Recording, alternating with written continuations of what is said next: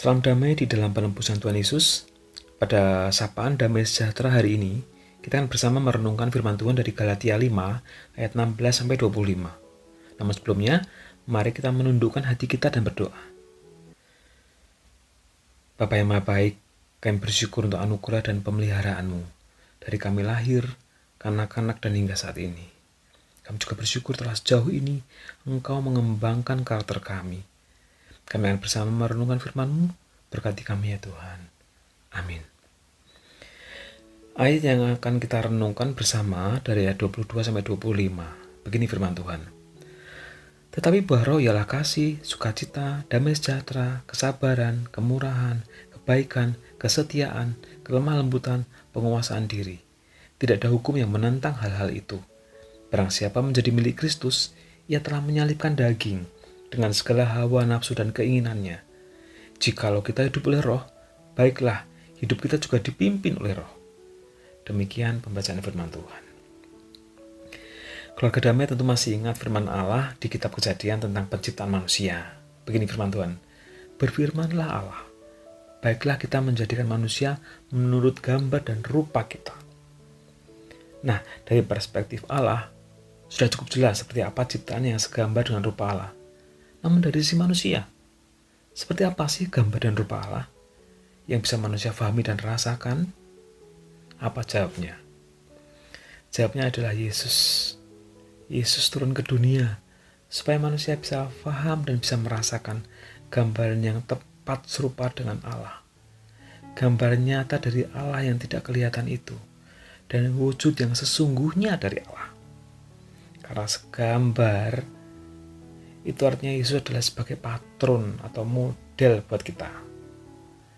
Apakah ini artinya wajah kita harus seperti Yesus? Tingginya seperti Yesus? Tentunya bukan secara fisik ya, tapi karakter. Kalau begitu, karakter Yesus yang seperti apa ya yang membuat kita segambar dengan Allah? Berikut adalah salah satu gambaran yang paling singkat dan jelas tentang karakter Yesus. Singkat karena hanya beberapa kata saja, yaitu yang pertama adalah kasih, kemudian sukacita, damai sejahtera, kesabaran, kemurahan, kebaikan, kesetiaan, kelemah lembutan, dan penguasaan diri. Karakter ini sangat familiar bagi kita ya, dan di kitab Galatia disebutkan sebagai buah roh. Keluarga damai, Allah terus memproses kita untuk memiliki karakter tersebut hingga kita makin serupa dengan Kristus. Namanya juga proses, maka pembentukan karakter ini juga tidak bisa instan. Mari kita membayangkan kalau keluarga damai menikmati buah mangga yang manis rasanya. Ya tentunya buah itu tidak tiba-tiba nongol aja dari pohon, tapi melalui sebuah proses dari bunga, kemudian proses penyerbukan, ada bakal buah, kemudian menjadi mangga muda, dan menjadi buah yang manis. Demikian juga dengan karakter ini, tidak secara instan itu terinstal di dalam diri kita. Dan menariknya, melalui proses kehidupanlah Allah mengembangkan karakter di dalam diri kita. Proses kehidupan yang seperti apa? Berikut salah satu contohnya. Misalkan karakter kesabaran. Dari pengalaman saya, sebelum saya berangkat bekerja, saya berdoa pada Tuhan supaya saya memiliki karakter kesabaran ini, terutama dalam menghadapi murid-murid. Keluarga damai bisa menebak ya, apa yang terjadi saat saya benar-benar bertemu dengan murid? Betul, justru beberapa murid itu seperti mereka menantang kesabaran saya. Lucu ya, saya berdoa seperti apa, yang saya hadapi seperti apa. Sungguh berlawanan bukan? Sampai kadang di dalam hati saya itu ngomong, sing tenang mas ya, begitulah Allah pencang penjunan itu memproses kita untuk memiliki karakter seperti yang Allah kehendaki. Contoh lainnya, karakter kasih. Allah mengajar kita untuk mengasihi. Itu dengan menempatkan orang yang tidak menyenangkan itu berada di sekitar kita. Dari pengalaman saya, keluarga kami pernah memiliki asisten yang karakternya kurang baik. Cara instan kami ya menghentikannya. Namun suara hati kami berkata lain. Sik. Sepertinya Tuhan sengaja menempatkan orang ini untuk membangun karakter kasih kami. Ya memang, gak perlu karakter tertentu ya untuk mengasihi orang yang baik dan mengasihi kita. Contoh lain lagi, karakter sukacita. Allah mengajarkan sukacita itu justru saat kita di tengah penderitaan. Sehingga kita bisa mengerti bahwa kebahagiaan itu tidak tergantung pada sikon dari luar, tapi sukacita itu dari dalam, dari relasi pribadi kita dengan Sang Pencipta.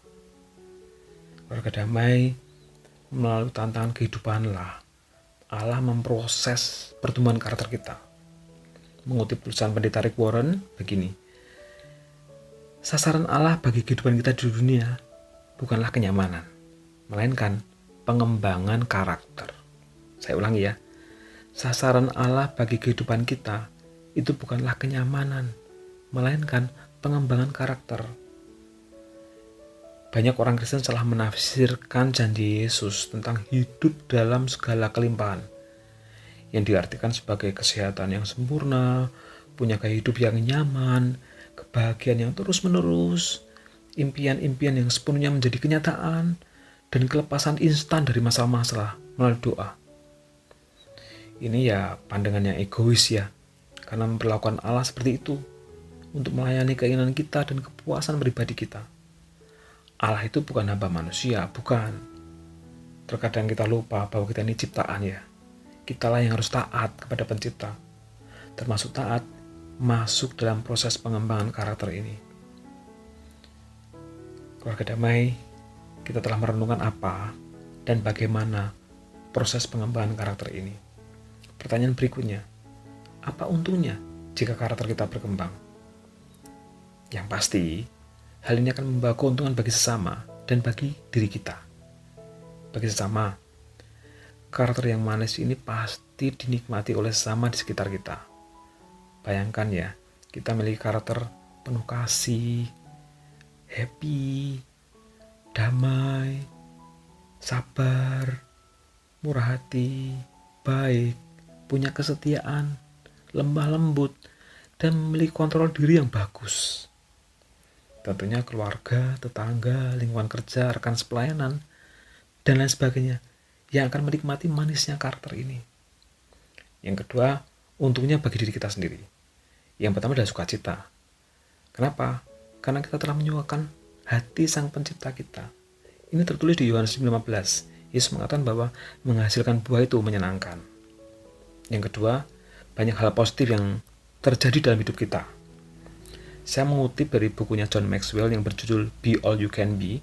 Ada 5 hal positif yang terjadi kalau kita mengembangkan karakter ini. Yang pertama adalah positive result atau hasil yang positif. Kita akan merasakan dan melihat hasil-hasil yang konstruktif terjadi dalam hidup kita. Yang kedua, mempunyai positive relationship atau hubungan yang positif. Artinya, hubungan baik yang terjalin itu akan menghasilkan buah atau manfaat bersama dengan orang lain. Ketiga, positive reaction atau reaksi positif. Artinya, dengan memiliki karakter buah roh, kita akan menerima reaksi-reaksi positif. Bahkan, dalam area yang sebelumnya merupakan masalah bagi kita. Keempat, kita akan menerima positive reinforcement atau penguatan positif. Hal ini mirip dengan hukum tabur tuai. Karakter baik yang kita tabur, hal baik pula yang akan kita tuai. Yang kelima yang terakhir adalah positive rejoicing atau kegembiraan positif. Itulah yang dikatakan Yesus dalam Yohanes 5 ayat 11. Semuanya ini kuberitahukan kepadamu supaya kegembiraanku ada dalam hatimu dan kegembiraanmu menjadi sempurna. Ini artinya kegembiraan itu datang bukan karena kita mencarinya, bukan, tapi sebagai sebuah akibat dari karakter yang terus kita kembangkan berdasarkan Galatia 5:22-23. Keluarga damai, mari kita renungkan terus pertumbuhan kita. Mari tetapkan sebuah komitmen dan sasaran pertumbuhan. Mari kita nikmati proses dan perjalanannya. Kita tidak tahu di mana ujung nafas kita, namun kita tahu selama nafas itu ada, Allah mengendaki perkembangan karakter kita. Mari kita berdoa. Bapa yang baik, kami bersyukur Engkau bersemayam di hati kami. tiada hentinya dan tiada bosannya Engkau membangun kami. Kami akan taat ya Tuhan dalam proses pengembangan ini. Haleluya. Amin.